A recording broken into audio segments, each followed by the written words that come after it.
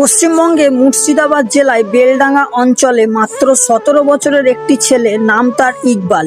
সে গত 5 বছর ধরে তার জীবনের বেশিরভাগ সময় পুকুরের জলে ডুবে বসে থাকে।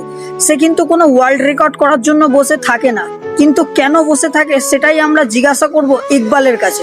চলুন ইকবালকে আমরা গিয়ে একবার জিজ্ঞাসা করি। ভিতর কামড়াই, এই 2 পাশ কামড়ে খেলাই, সহ্য করতে পারিনি, দম আটকে যায়, খুব কষ্ট হয়। আবার সকলে পানিতে যাব, মাথা মাথা চোখ মুখ সব ঘামিয়ে দিবে, গরম চাড়া ধরে যাবে। আর আমি সকলটা আগে খাবার খুব কম খেতাম, এখন মনে হয়েছে যত পাই তত খাই, তাই মনে হয়েছে। আর চোখ মুখ লাল করে দিচ্ছে একবারে।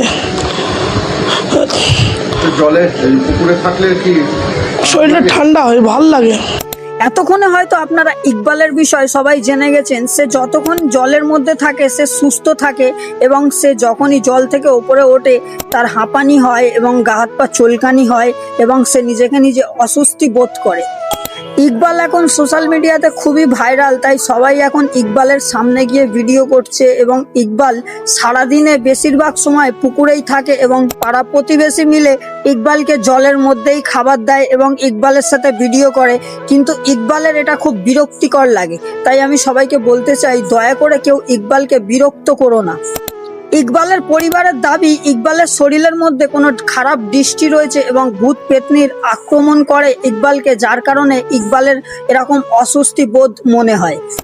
কিন্তু আমার মনে হয় ওইসব ভূত পেতনি বলে কিছুই হয় না। ইকবালের শরীরে খুব বড় একটি রোগ বাসা বেঁধেছে।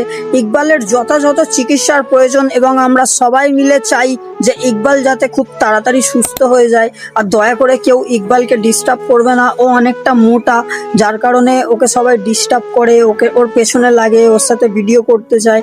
দয়া করে কেউ ইকবালের সাথে এটা করো না। সবাই ভালো থাকবেন, সুস্থ থাকবেন। আল্লাহ হাফিজ। এবং ইকবালও যাতে খুব তাড়াতাড়ি ভালো হয়ে যায়।